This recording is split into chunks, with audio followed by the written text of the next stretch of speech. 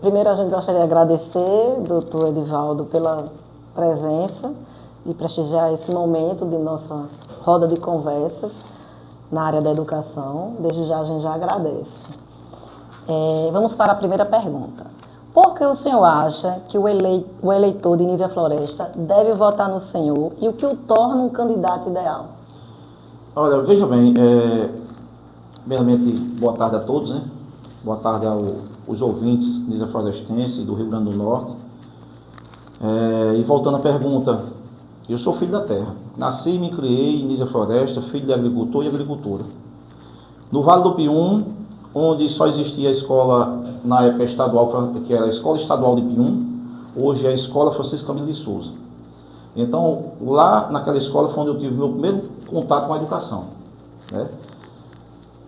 Eu costumo dizer que a educação é a maior ferramenta de libertação das camadas sociais.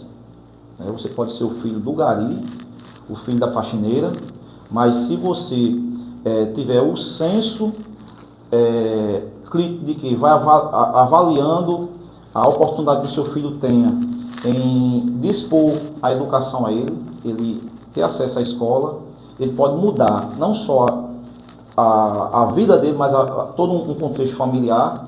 Pode ter certeza que isso vai mudar. O que aconteceu comigo e pode acontecer com qualquer outro ser de alguma camada social menos favorecida.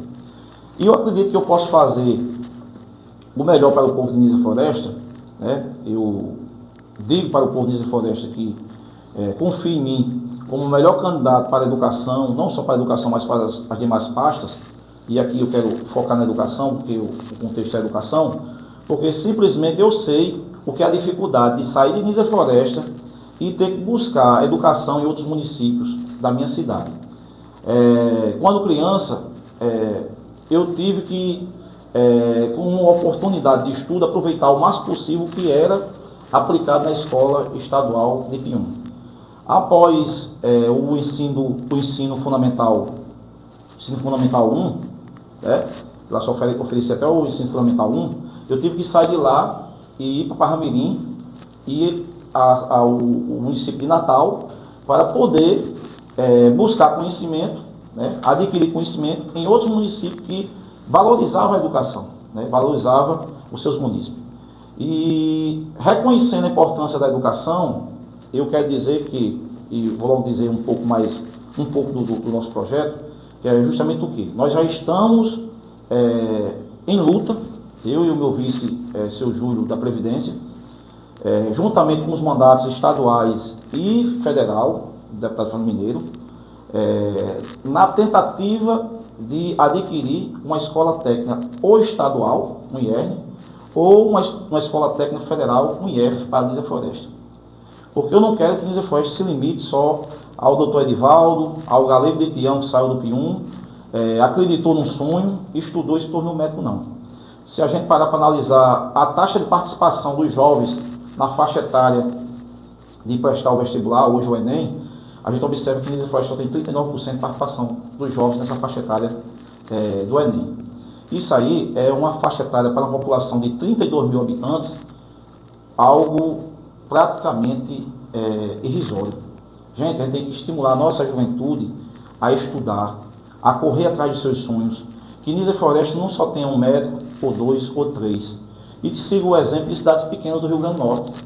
Eu observo o IDEB de Nísia. O IDEB de Nísia inicial é um IDEB de 4.3, o final é um IDEB de 3.9, e eu observo o IDEB numa cidade como Rafael Godeiro, Almina Afonso, que tem um IDEB de 4.7, 4.8, onde a gente observa que o investimento em educação, no que é apresentado pelo gestor público municipal de Nísia Floresta, é muito superior ao investimento em educação por parte desse município, digamos assim, de menor recurso. Então, o que falta em Nísia Floresta é o quê? Gestão. Qualidade em gerir o recurso que é destinado para a educação. Porque se a gente incentivar a nossa juventude a estudar, se a gente trouxer para a nossa cidade mecanismos, recursos da educação para que esse jovem tenha oportunidade, pode ter certeza que a gente não vai ficar só em 39% de participação dos jovens no Enem, não. A gente consegue aí 70%, 60% e assim a gente conseguir tem muitos médicos em Nisa Floresta, tem muitos engenheiros, muitos professores, né? E o que eu observo é o investimento na educação de Nisa Floresta por parte desse modelo que está sendo aplicado ao longo desses 50 anos, não contempla a nossa juventude. Eu costumo sempre dizer que Nisa Floresta foi adotado um modelo político. É mais fácil criminalizar a nossa juventude do que dar uma oportunidade. E com o doutor Edivaldo, eu quero dizer a vocês que a minha palavra, a minha bandeira com relação à educação vai ser simplesmente valorização dos servidores, ampliar a rede, qualificar os servidores, a gente, de fato, rediscutir esse modelo de educação de forma que contempla desde a educação infantil ao ensino médio. Muito bem, prefeito. Na sua opinião, qual a importância dos sindicatos? Sindicato, eu sou suspeito, né? Sou suspeito porque, assim, eu sempre defendi a bandeira do sindicato. Eu fiz parte das associações, já fui policial, né? Foi uma dos alicerces que eu tive que ter na vida para poder me sustentar financeiramente. Depois do sindicato médico, né? Faz parte. E assim, é um instrumento legítimo, é o único instrumento legítimo que realmente possa representar as categorias e essas categorias assim serem valorizadas. Porque há bem pouco tempo teve um modelo de desmanche dos sindicatos a nível nacional e a gente viu que esse modelo que foi aplicado no governo anterior, no governo federal, era justamente para fazer o quê? Enfraquecer os movimentos das classes, os movimentos das categorias. E ninguém melhor para defender a classe dos professores do que os professores. Ninguém melhor para defender os movimentos dos médicos do que o sindicato médico. Ninguém melhor do que defender os operários do que o sindicato dos operários dos metalúrgicos. Então, assim, voltado à questão sindical, eu tenho total apoio, quero deixar desde já, que todo e qualquer sindicato que estiver operando em Nisa Floresta, que estiver atuando em Nisa Floresta, vai governar com o doutor Edivaldo. Vai ter plena parceria, porque eu acho que é ouvindo as categorias que a gente consegue fazer uma boa gestão. Não é você renunciar uma reclamação ou até mesmo uma orientação de uma instituição que representa uma categoria que você vai ser um bom gestor. Pelo contrário, você só governa, eu costumo sempre dizer a meu vice, a doutor Júlio, que nós queremos fazer uma gestão em duas mãos e com o povo. E os sindicatos fazem parte justamente desse segmento, que é o segmento que representa o povo, que representa as categorias. A atual gestão vem pagando o piso salarial dos professores, determinado pelo Ministério da Educação, sempre cumprindo a lei. O senhor pretende continuar pagando o reajuste anual do magistério conforme o aumento do governo federal? Com certeza. Eu costumo sempre dizer que a base de toda e qualquer profissão é a educação. Né? E se a gente não tem uma assistência em saúde, a gente pode ter uma educação comprometida. Né?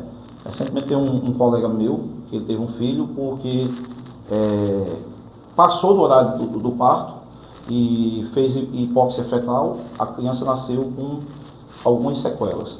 Isso, consequentemente, ele está com todo acompanhamento multidisciplinar com essa criança, já está na fase escolar, mas ele vai ter alguma dificuldade. E eu acredito muito em Deus e acredito também no desenvolvimento com o avanço da medicina que ele vai conseguir superar essas dificuldades. Mas ele tem condições. E para aquele cidadão de Nisa Floresta que não tem condições, que ele não tem uma saúde digna, que ele não tem uma assistência social digna para fazer o quê? Fazer um complemento justamente naquela situação de vulnerabilidade que aquela família vem a ter. Aquela criança com a escola, onde na grande maioria das vezes a gente observa que em casa não tem o que comer. E vai para a escola porque é uma forma de ele ir e matar a fome. Então, o que eu quero dizer é que a educação, a base da educação, ela anda em consonância com a saúde, ela anda em consonância com a gestão. Não adianta você querer fazer uma gestão de qualidade, onde você não pensa justamente em todas as etapas iniciais da educação. Para você ter um ensino médio, um pré-vestibular de qualidade, você teve que ter uma educação infantil de qualidade. você tem que ter uma educação fundamental 1 e 2 de qualidade, porque ela é a sequência da outra. Quando eu terminei meu ensino lá na Escola Estadual de Pium, aí depois fui para Parramirim, depois a Natal, eu tinha uma sequela que era na disciplina de matemática. E todo o vestibular que eu fazia, todo o concurso que eu fazia, eu era reprovado na disciplina de matemática. Até que um dia eu tive que juntar todos os recursos que tinha, pedir ao pai, à mãe, um irmão, um amigo, e pagar um cursinho extra, pagar um professor particular. Foi quando eu consegui observar que aquela sequela ia ser resolvida. Eu adquiri o livro do mestre, Edivaldo Bianchini, e eu revisei todo o ensino fundamental e o ensino médio. 30 segundos. E a partir daí foi que eu consegui realmente ver que é possível sim ter uma educação de qualidade, desde a sua base até o vestibular você tem uma sequência. E se o município não investe, se o município não valoriza o professor, infelizmente a educação está comprometida. Quais serão as primeiras ações na área da educação no primeiro ano de mandato do seu governo, caso seja eleito? Meu primeiro ato de governo, juntamente com as categorias, e aqui incluo a educação, é a gente sentar e a gente se reunir para discutir os gargalos, porque a primeira coisa que eu e o Júlio vamos fazer é uma auditoria, né? É aquilo que eu disse. A primeira coisa que eu quero fazer é sentar com vocês passarem para a gente toda a demanda que realmente, como órgão fiscalizador da categoria da educação, vem identificando, passando para nós e a gente poder corrigir esses gargalos, como eu disse, de mãos dadas. A gente já observou, eu e Júlio, uma prática que é utilizada no Nisa Floresta, que é a alocação de imóveis, que ao meu ver, imóveis que não têm a mínima condição de ser servido com uma instituição de ensino, serem locadas, né, para favorecer, eu acho que grupos ou o proprietário, mas não para favorecer a educação, o bem-estar das equipes de educação, o bem-estar dos alunos. A gente tem que trabalhar em ambientes educacionais onde a criança se sinta bem.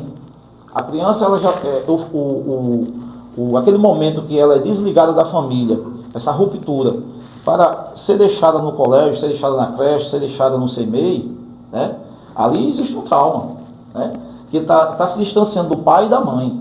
Mas se ele sai de casa, ele já se sente que aquele ambiente é um ambiente legal, é um ambiente adequado, pode ter certeza que esse trauma vai ser minimizado.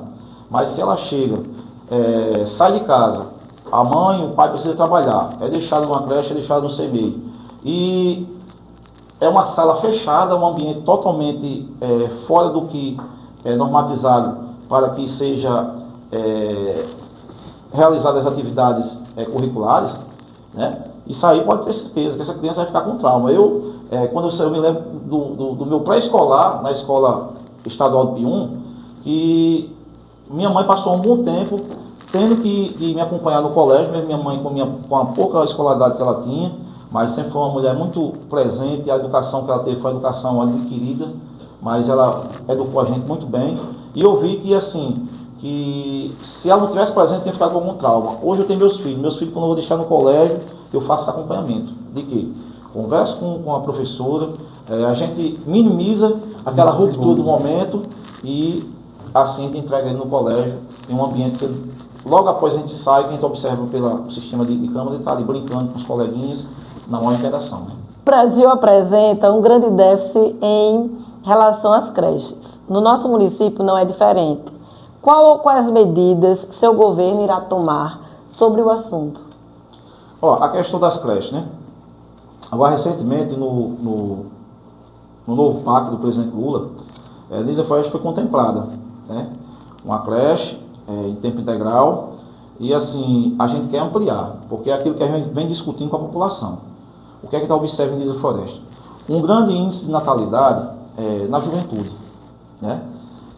Uma mãe solo, que iniciou a sua vida familiar aos 16, 17, 18 anos, não concluiu o ensino médio, né? Precisa trabalhar, mas não tem como trabalhar porque não tem como deixar o seu filho, a sua filha. E a gente observa que a gente tem como quebrar esse paradigma. A gente tem como modificar essa realidade. O governo federal iniciou agora o programa Pé de Meia. Esse programa Pé de Meia, justamente, ele vem para estimular aquele jovem que ele tinha a tendência a partir para a evasão escolar, ele se manter na escola. Essa mãe de família que aos 17 anos, ela, por uma relação indesejada, desprevenida, ou não projetada, né? Ela engravidou e teve esse filho e foi obrigada a sair da sala de aula, ela possa encontrar em Nísia Floresta uma rede de creches onde absorva essa demanda, que é o quê? Receber o seu filhinho, poder dar todas as condições necessárias, adequadas a ele se manter, enquanto ela pega essa criança de volta e ela dá continuidade aos seus estudos. Porque são duas frentes, a gente trabalha essa problemática social, que é o quê? Esse início precoce, né? Dessa família, né?